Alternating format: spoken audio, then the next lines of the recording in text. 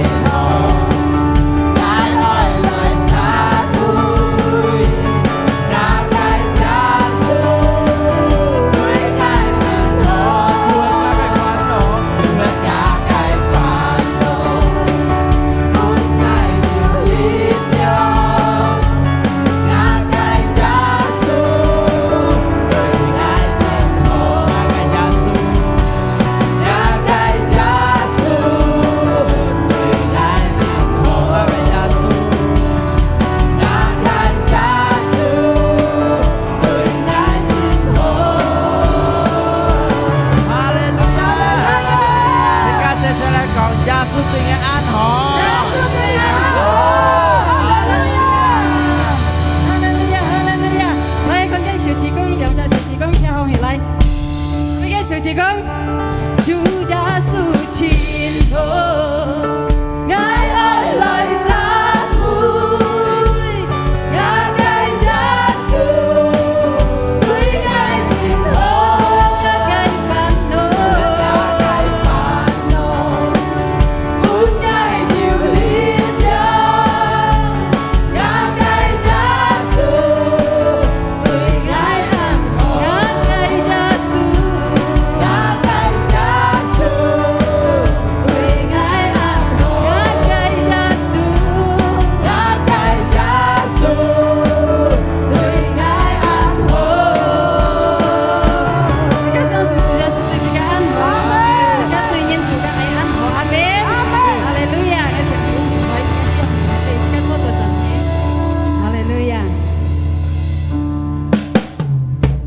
Hallelujah， 而家嚟分在每主 ，Hallelujah， 而家相信主耶穌上帝嘅名，係之後而家，主耶穌嘅名，係而家嘅生命。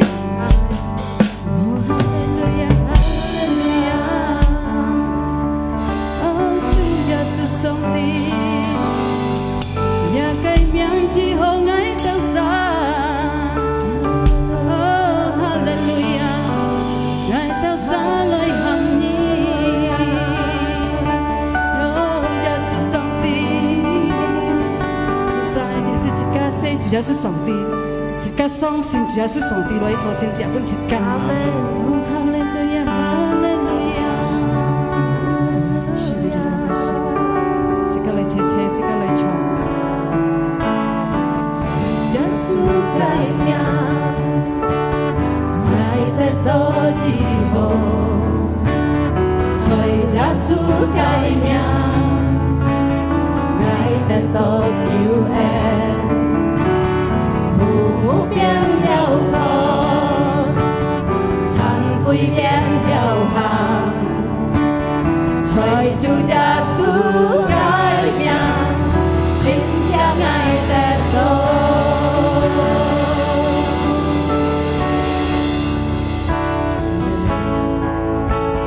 隨耶穌改名，愛得到之後，隨耶穌改名，愛得到救恩，父母變了空。會變了行，隨主耶穌改名，心將愛得到。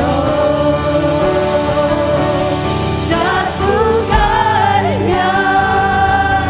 耶穌改名，耶穌改名，之後那名，耶穌改。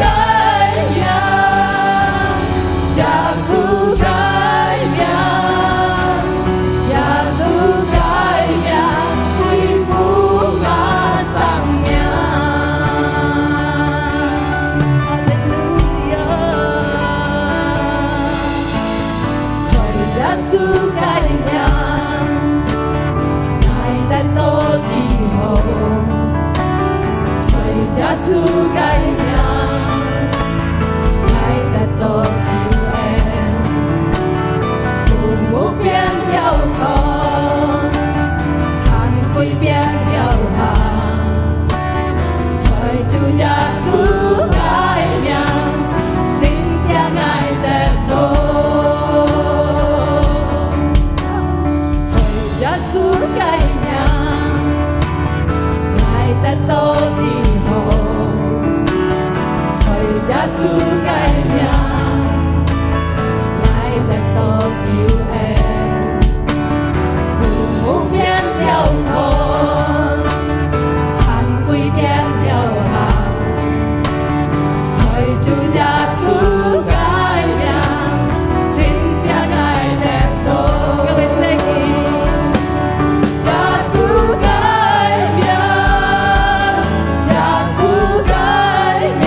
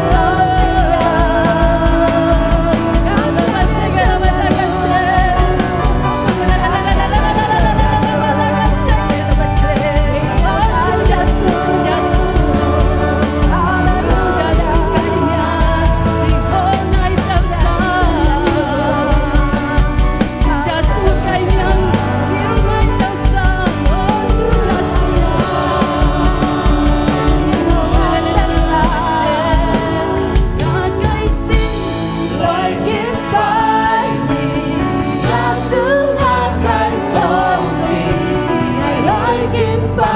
你，爱到来敬拜你，也该心来敬拜你，耶稣也该上帝，爱来敬拜你，爱到来敬拜你，也该心来敬拜你，耶稣也该上帝，爱来敬拜你，爱到来敬拜你，有心来敬拜耶稣，来敬拜你，耶稣也该上帝，耶稣就来敬拜，来敬拜你，爱到来敬拜你，也该心来敬拜你，耶稣也该上帝，爱来敬拜你，爱到來敬拜你，也該心來敬拜你，耶穌也該上帝，愛來敬拜你，愛到來敬拜你，也該心來敬拜你，耶穌也該上帝，愛來敬拜你，愛到來敬拜你，也該心來敬拜你，耶穌也該上帝，愛來敬拜你，愛到來敬拜你，愛來敬拜你，愛到來敬拜，愛到撒來敬拜你，來敬拜你，主耶穌來敬拜，愛到撒來敬拜你，愛來敬拜你，愛到來敬拜你。哈利路亞！哈利路亞，愛到來拜你上帝，愛到該心來拜你。哦啦啦啦啦啦啦啦呀啦巴啦呀啦巴桑啦呀啦姆，哈利路亞，愛到該心來拜你，來拜主耶穌，哈利路亞，คนผู้該心來拜你，感謝你主耶穌，哈利路亞。Ba ba ba ba ba ba ba ba ba ba ba ba ba say Hallelujah Hallelujah Yesus song ti Satan chẳng như Yesus xin với ngài theo kính phải Hallelujah Ura ba ba ba ba ba ba ba ba ba ba say Hallelujah xin giá bắt sen xin giá yêu bắt sen xin trong chiếu song ti so ăn tại cái si Hallelujah Ura ba ba ba ba ba ba ba ba ba ba ba ba ba say Hallelujah Hina baraya na baraya la baraya la baraya la ba ba ba ba ba Sharaya la ba da ba da ba da ba ba Cảm ơn Nhi xin lên Cảm ơn Nhi xin lên Oh la ba da la la la la la la la xin lên mô chủ ngày tự sáng Hallelujah Hallelujah Oh la ba da ba da ya la ba si Oh la ba da ba da ba da ba da ba พอเสียวมัน主耶穌只要睇你前你要冇做成家前你要跟人家同台你要不停嘅賺錢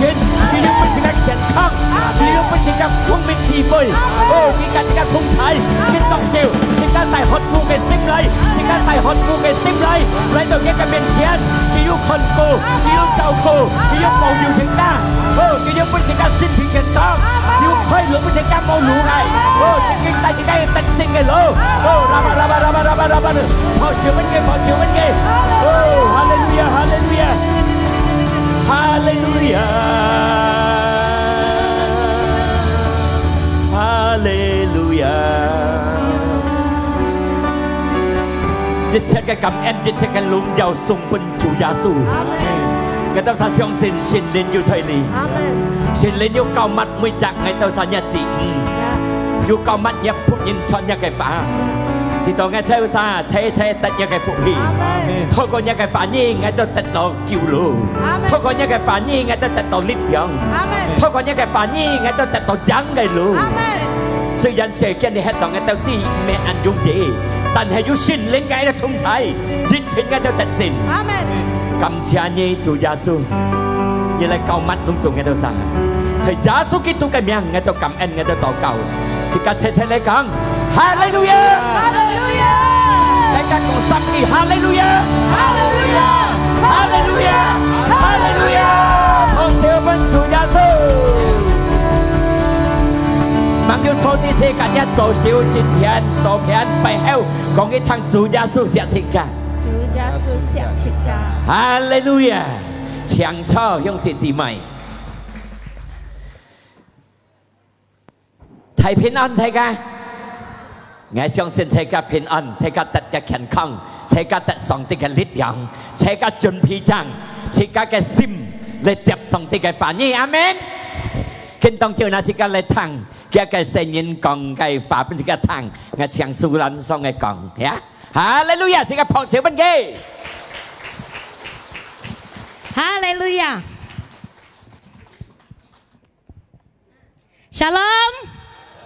Shalom ngay con tiếng gì mày ăn khai lọ kinh tông chiều ca dịch lên Shalom phó sự hiền hiền bún chủ gia sâu cầm chia song tế kinh hát chiều chỉ ca yêu phân lại kiền miền yêu phân lại phủi trống chơi lại hạ các chi phủi lại bài song tế amen con có nhất cặp biệt thằng ngay ăn phân hía con như lai chỉ ca tiếng gì mày con nó chỉ ca yêu phân hỉ amen apalagi song tế song tế hắn có phân hỉ lô cái con chia cái sền nhiên nên kêu yêuจะhot mu cái sim lại kinh bài ghê amen yêu khai hot mu cái sim lại chim ghê amen hallelujah tiếng chỉ mày sáng sen thọ siêu ca dịch lên tiếng chỉ mày tiếng chỉ mày nên kêu ali cho đèn song tế xiên chi ca amen mẹ chị ca xiên chị ca cái song tế xiên chị ca kinh hát chiều nên kêu ali phủi trống nên kêu tật song tế cái ân tiền nên kêu tật song tế cái phổ hệ amen tiếng chỉ mày相信嗎？係相信是樸少嘅。哈利路亞！上帝先賜家，先聽姊妹，先愛咩強，先做日子，基督徒人者，阿門。上帝先賜家，去做嘅計，成人去做嘅提嘅事，阿門。上帝先賜家，去設家做安提嘅事，阿門。Siang dia kayak kongai lah. Tuhan melakukan perkara besar. Tuhan memilih setiap kita untuk melakukan perkara besar. Song ti xian tiong chỉ mai, xian ngay mẹ chàng cho dịch giá, mỗi giá bài liệu lấy thằng song ti cái phản nhi,相信啊? Song ti ai chỉ cả cho cái công作,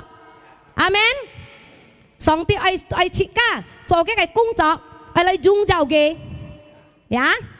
Sở dĩ na chỉ cả ti cho song ti cái công作ไม่อันก้อยยักไม่อันยุ่งจียักไม่อันนั้นยักสั่งฉินก้อยยักสั่งฉินนั้นชอบเถียงจีไหม mungkin you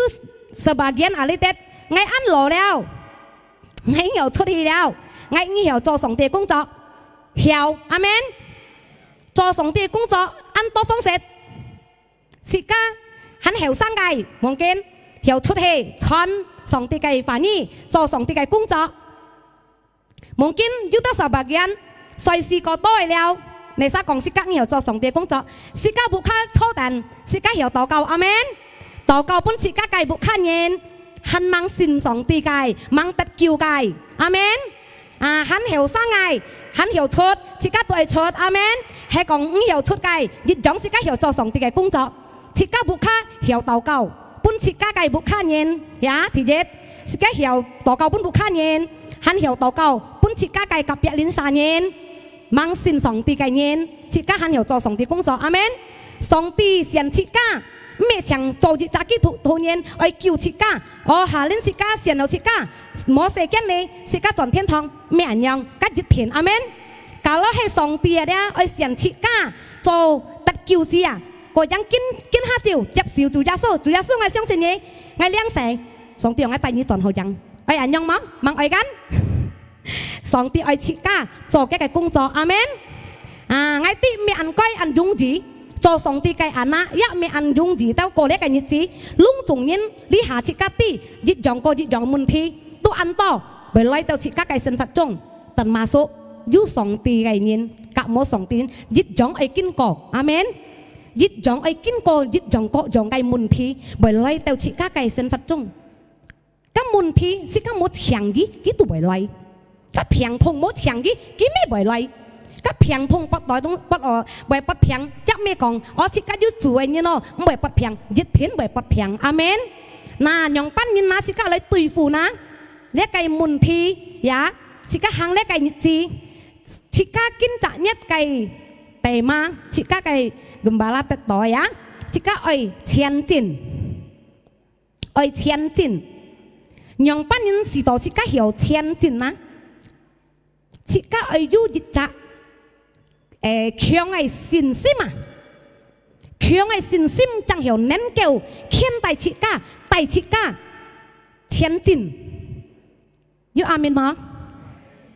chị ca khai kiến diệt, Yohanes 15 ayat 10.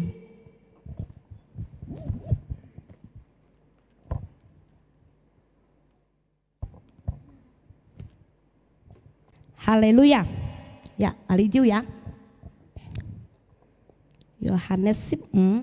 10:10. Jika kau cecele itu ya.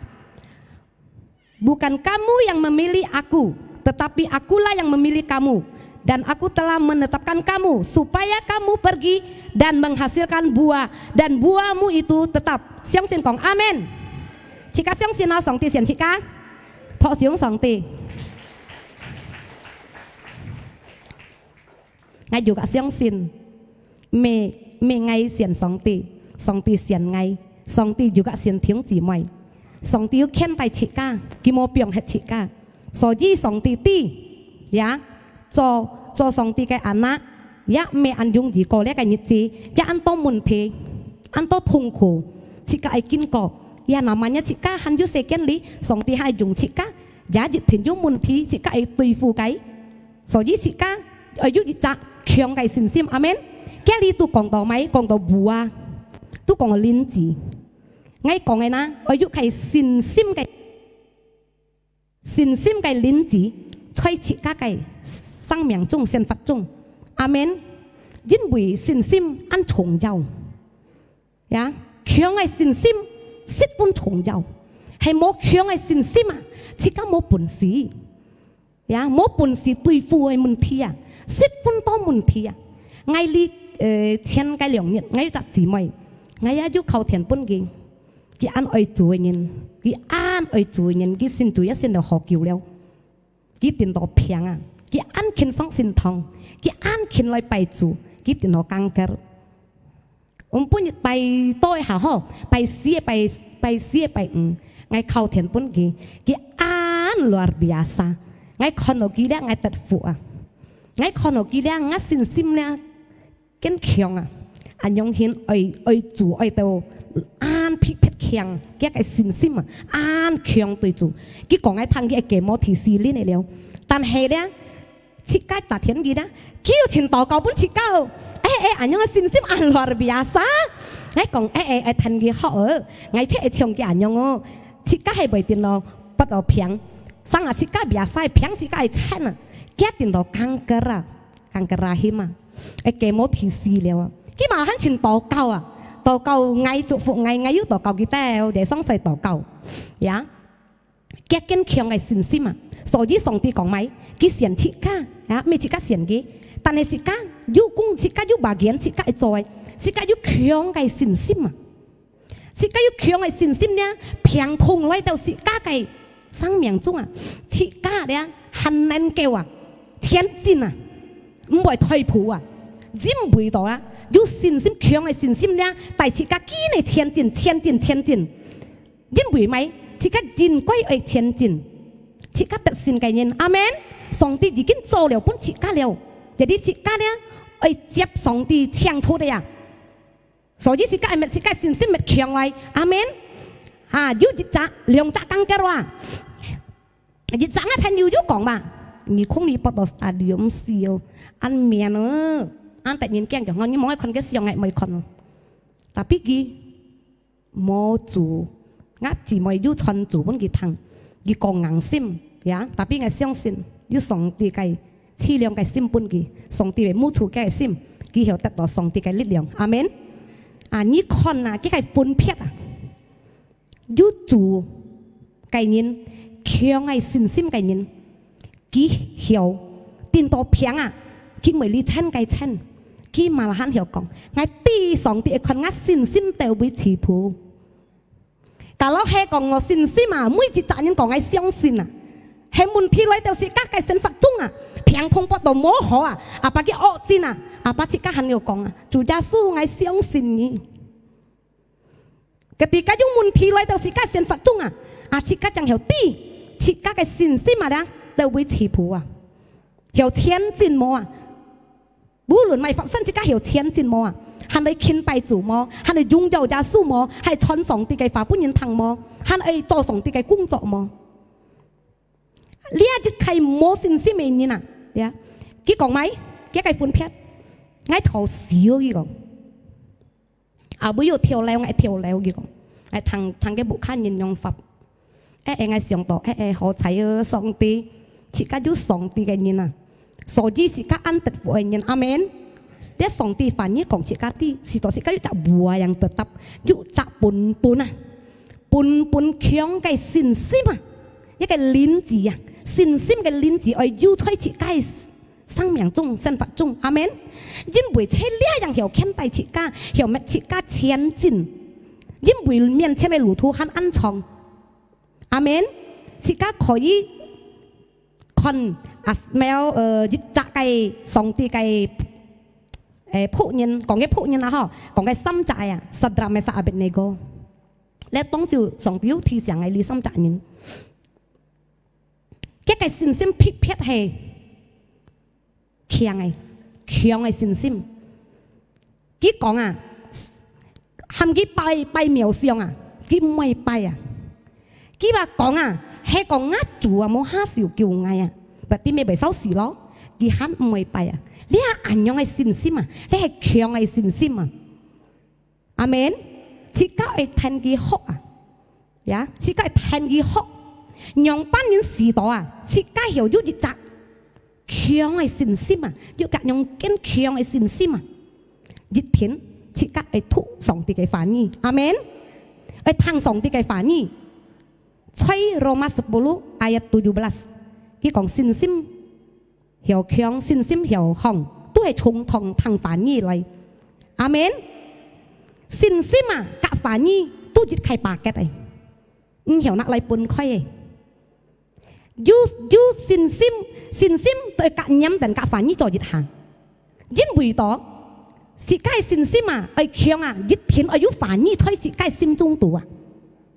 假如自家生活中係冇反應啊，讓班人來堅強嘅信心，讓班人強嘅信心，一天破弱，一天弱係自家信心，有同自家信心，上帝嘅反應講啊。有同嘅信心啊，你唔想啊，我做安提本意先正，唔想啊，自家不得下啦吧，得到上帝嘅창出嚟啊，所以自家信心係真係強，自家即係吐上帝嘅反應，阿門。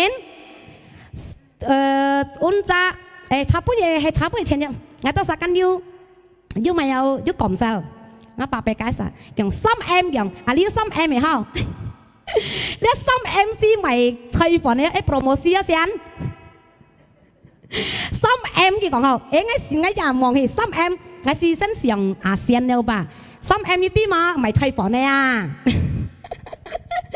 破少住咗數呀，加3M 咪催貨，識到時機識爆啊呀！你識到時機呢啲錯可以阿仙計咪催貨。哈利路亞！tapi lihat komsel dia, ngapa PKS kayak Pinko share kayak firman, kita konsam hema di sini membaca, merenungkan, melakukan firman. Phok siun Chúa Giêsu, như ấy nhá cái xin sim kiang, nhá cái xin sim hiểu kiang hiểu chỉ cái hiểu thiên chiến, dịch thiên, sẽ tát phá nhi, thu phá nhi, amen, thu phá nhi, ya,思想phá nhi.呀，一是这个思想上帝嘅反應，信心為強，阿們。信心越強，平通不到暗香，甲平變蛇核，因為這個信心太過這個嘅平通，阿們。這個要驚要笑，這個信心也太也強，這個信心太過這個嘅驚嘅，阿們。這個就要前進，前進，前進，前進，破是阮主耶穌上帝。叫我呢，強吐格思想唔叫，愛做阿們，是該做上帝嘅話語，唔係強用在你講呀。是家別講了，上帝講以前愛好，是家要責嘅，是家要係行同，是家冇話是家有得好了呀，家都喊到要行同嘅信心呀，唔係講。udah講了上帝講了啱平好，但係行嘅小嘅叫，berarti 行mang做上帝嘅話語。ya jadi sikap思想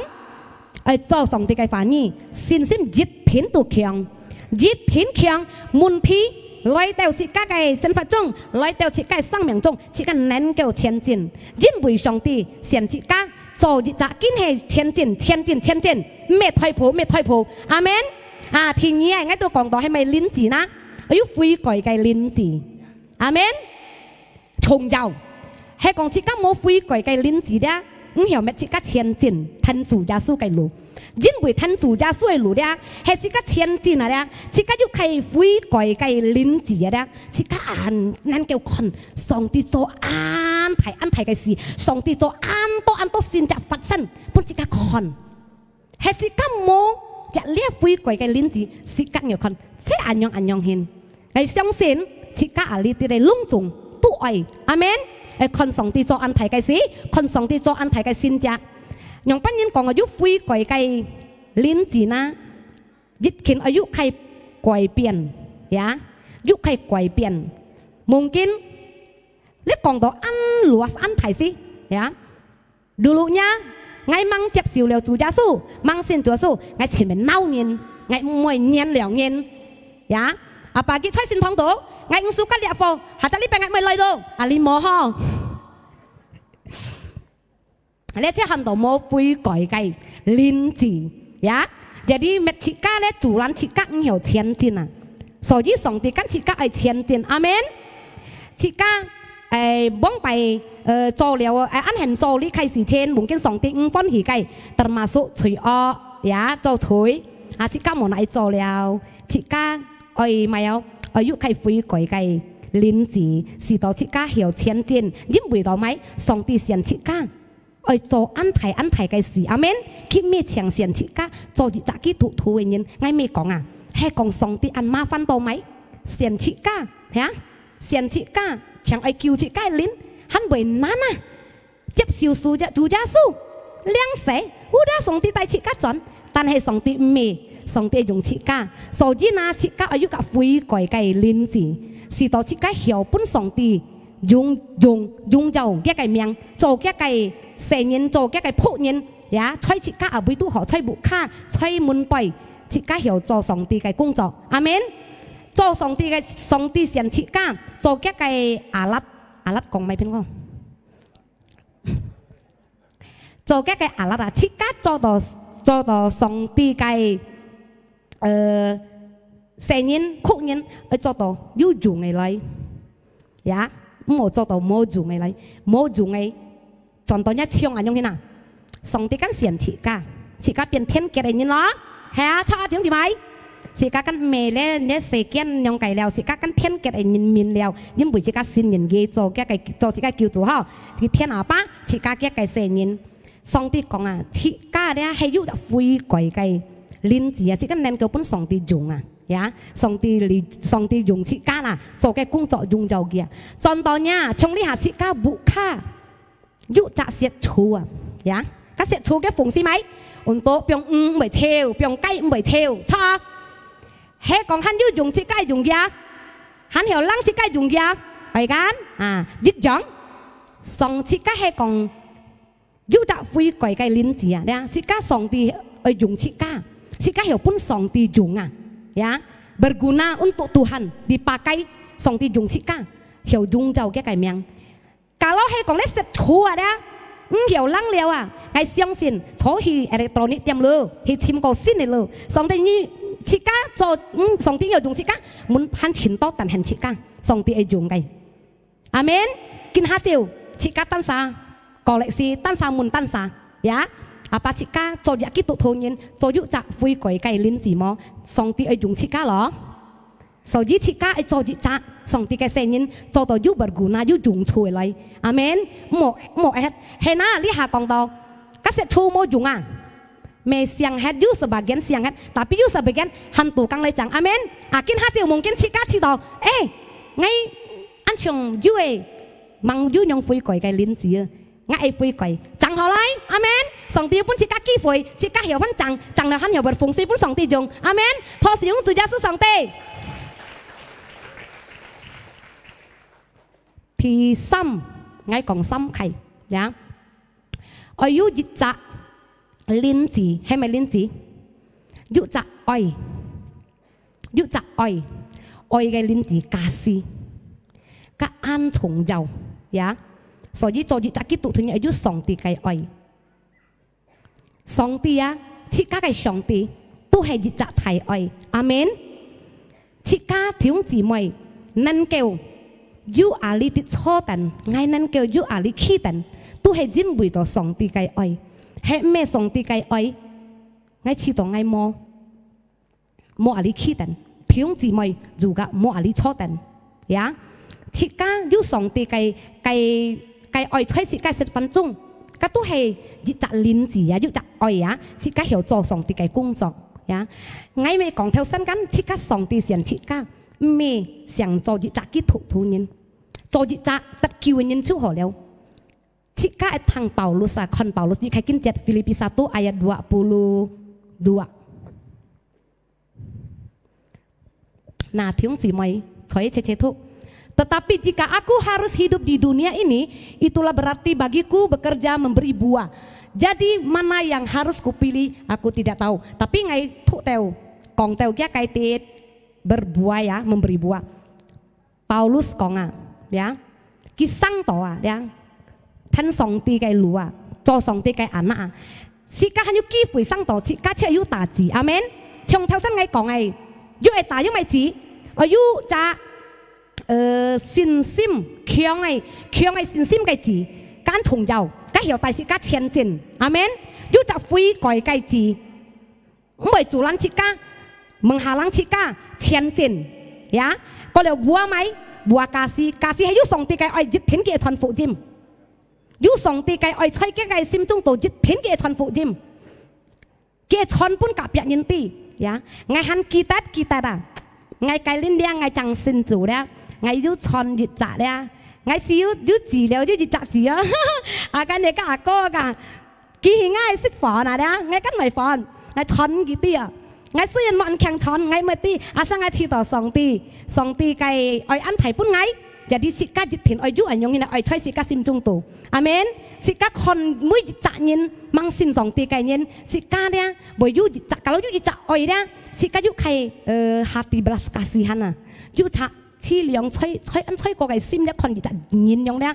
sika bai sin siong kalau ki mo tet dok tet kiu mo tan song ti kai lu ki bai hi met mong kai lu tan hengai chon pun le ako thang me ya me ki lang sung jiap họ kiểu bộ dân si ken, dù chỉ nhiệt cái hàng lót thầy xin thong ngay cái mô còn ngay tí cái lại xin thong hàng ngay cho sơ cái khi đó nè, còn ngay kiểu thầy chun đây ô, ngay hạ đó ngay tôi mày bị chun, song ti khi miao bún chọc phò xíu chỉ là số song ti, chỉ các cái song ti thiên nên cái song ti, amen. Kinh hà cái udah liang se tan hay kia nhân hoặc yang liang se, lihat sao mang liang se cái, yang jacket thiên lại, mang liang se, amen. Biar chỉ các cho sa song ti cái anak thiên thong tặng yêu chủ chỉ các cái miệng, amen. Ngay cha pu nhiệt mà hay yêu chặt nhân mừng ngày, kiểu như chín chọn bún sòng tì chọn bún thằng 上帝嘅反應佢講好，個條有咧科不平被按香用呢下好黑用，你按強傳上帝反應，我咩嗌強嗌講，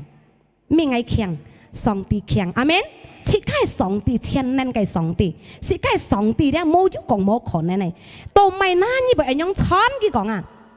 因為上帝嘅愛，阿們。我講啊，比之日開啊，我講啊，呀，你識你本白數啊，我講啊，嗱，你識到安何識啊？唔可能你偷識我講，佢跟我識解放，我冇講解放，我冇意思啊，啲，咁啊，一年介紹人家你，我哋識解放，我冇講解放了，我講白數啊啫，我講你下你識人白數，我講啊啲，你白數安何識我講啊，你一天又點一再，因為你再安定因為再存在咪識啊啲，你一天存一教安啲我講，佢提示我係佢講。一樣，我愛先用了，愛就上帝嘅愛安排本愛我，上帝安錫愛啊，我講啊，我啲先上帝安好啊，我講啊，上帝要牽愛啊，我講啊，上帝要幫我力量啊，把幫我得救啊，我講啊，屬我嘅隨性我嘅創啊，馬上我唔係傳本人啲我講，我有講，我有慈師設家，要人要連字吹設家心中度，阿門。樸少本主耶穌上帝，弟兄姊妹要得福嗎？我相信聖靈唯有在自家心中度，佢會幫自家聰明智慧，得一個恩典，得一個恩賜，阿門。樸少向本主耶穌，我講上帝嘅話語，就係道理為止。我相信上帝嘅話語，容人冇限制，佢要在自家生活中，要甲自家做一下，佢得自家要按樣嘅強嘅信心。呀，強嘅信心，悔改嘅鏈子，過了欲係愛上帝嘅愛，在自家心中度，一天隆重就用得反應，阿門。記得嘅開心嘅阿門啊，哈利路亞，學上上帝，好啦，我到呢位置，我班陣切家嘅片歌，學在響，寫心記哈利路亞。saya lihat kita mah makai cái còn xăm cái mới mang chút xin thông muốn kita đi khiong cái xin sim cái linh gì cả phi gọi cái gì gọi là như oi cái gì oi cái linh gì kita透過呢三個字，而家我要促善經思想上帝嘅話，做出上帝嘅話，增有強，增有顯得善嘅路。阿們，阿們，哈利路亞！睇先佢講下兩世，kebetulan di pagi you 兩世，三下人家喊係兩世，pagi 3點啊，你先堂要兩世，嚟曬係嚟兩世可以嚟3點，準時嘅時間嚟到先堂你哋，而家先堂背後你哋兩地要水池，第3區。bọn này xăm khu cả tay mang siêu hồn lèo lại sao chỉ có相信時間帶我ở兩世哦，可以能順來。個兩個講分享啲姊妹，但是家先堂到每日20人學達達要兩世，20人學每日達達要，做嘛禮拜2按照12號咯，搞到唔係啥啦，都要3下人家含兩嘅呀，個都要啲係2、3、4、2、3、4、3，佢見裝到係兩嘅，咪係佢兩嘅。嚟三兄弟姊妹知道ไอ้เลี้ยง可以來啊！個了手做計智慧，兄弟姊妹來可以講一個作差仔你來嘅啊，佢冇fit晒啊可以來啊！見下啦，呢一個智慧都係到呢位置，而家嚟讚美主，而家唱歌，而家起行嚟啊！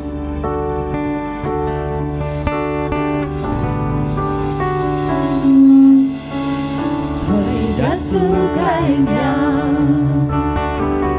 得到之後，隨着世界名。呢條歌呢都係唱到呢拜上帝啊，隨着嘅名啊，即刻得到之後，係咪嘅得到之後？即刻嘅生命中得到之後，即刻嘅平安得到之後，才是個信心對呢隻名，相信佢係個救主。相信嘅是個嘅上帝，創天創地嘅上帝，呢一樣奇妙嘅名，經當將我一講兄弟姊妹行，要平安，要問題，要乜嘅生死唔方便嘅，在那个生命中、生活中、家庭度有問題，你入命可以救世界，你入命可以推路世界，不到平嘅，你入命可以醫治世界，你讓人想用脾氣咪錯咗你，用脾氣咪錯咗你。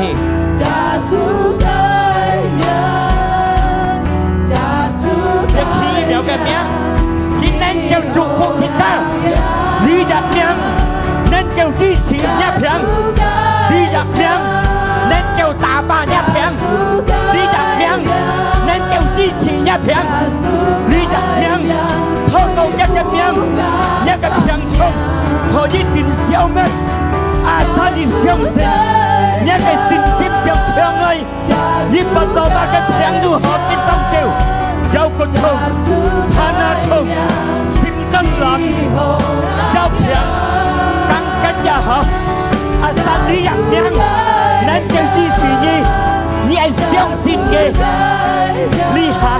嚟殺相信你入命，能夠支持佢啥，佢向嚟係嚟殺相信你入命，能夠支持啥，佢向嚟要不到平啥，冇不到平時。一個名醫治唔是佢嚟帶禱告殺向嚟，一個通工，一個禱告嘅通工去禱告嘅，禱告嘅氣向嚟，哦嚟帶領嘅行者嚟禱告嘅，帶領為後嘅嚟禱告嘅，隆重禱告嘅氣向嚟，滿意禱告嘅平，只係只有禱告嘅計，行者嚟禱告嘅嘅，我相信你入命能夠治愈，你入命能夠本意身體健康，我推動你禱告，才敢求你嘅信心，你欺人嘅，是有耶穌嘅十字架，在耶穌嘅名，在耶穌嘅名支持一片，在耶穌嘅名支持一個人，在耶穌嘅名支持一個一切嘅平痛，透過一個變相，一切嘅平安，一切嘅平消業，一切嘅平安，身體的福，身體的長壽，身體的健康，在耶穌基督嘅名，一個問題，家庭度嘅問題得到醫治，得到恢復。你入命支持到奇妙嘅名，耶穌基督嘅名支持一片，耶穌基督嘅名支持一問題，耶穌基督嘅名幫持醫生愛嘅，耶穌基督嘅名本意善良，本意健康，本意快樂，耶穌基督嘅名本意得到平安，耶穌基督嘅名本意身體健康，愛禱告。耶穌基督嘅名，那個平如何？正當照，隆重身體的福，隆重身體的健康。你下，不看就看得起悔改，在醫人度也好，在不看也好，愛禱告本意，在耶穌基督嘅名支持一平，那個平如何？醫人度在禱告，耶穌基督嘅名支持你，耶穌做新加本意，耶穌本意健康。在耶穌基督嘅名，隆重身體的健康，拋掉不做耶穌，拋掉不義。哦，拉巴，你入命耶穌基督嘅名，恢復一個平，耶穌基督嘅名，本意的健康。哦，拉巴，是卡拉巴。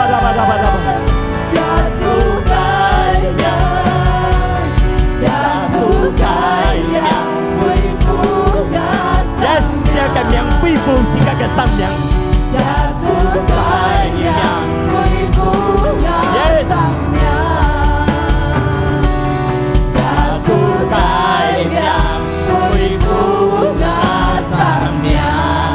Họ chịu bên kia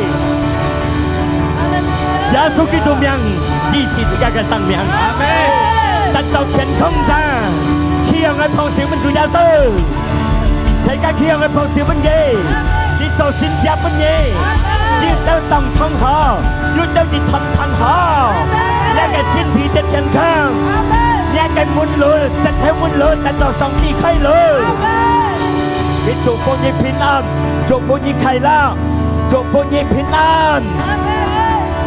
感謝你主耶穌，呢個客家詞彙的裏邊子，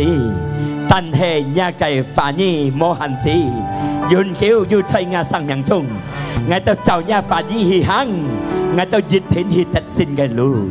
感謝你主耶穌，見到我都會騎向送笑嚟，用鐵子咪騎向送笑。上帝耶穌基督平安快樂充滿落自己心中，佢嘅健康充滿落你嘅心中。哦，佢嘅快樂，佢嘅愛，佢做出俾自己看，佢死佢復活，使到每日相信佢實得到永久嘅生命。聖靈要佢嘅同在，要牽帶自己，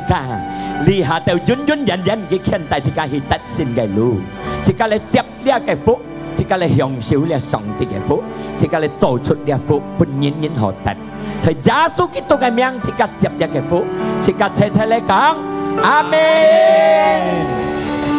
呀，多謝。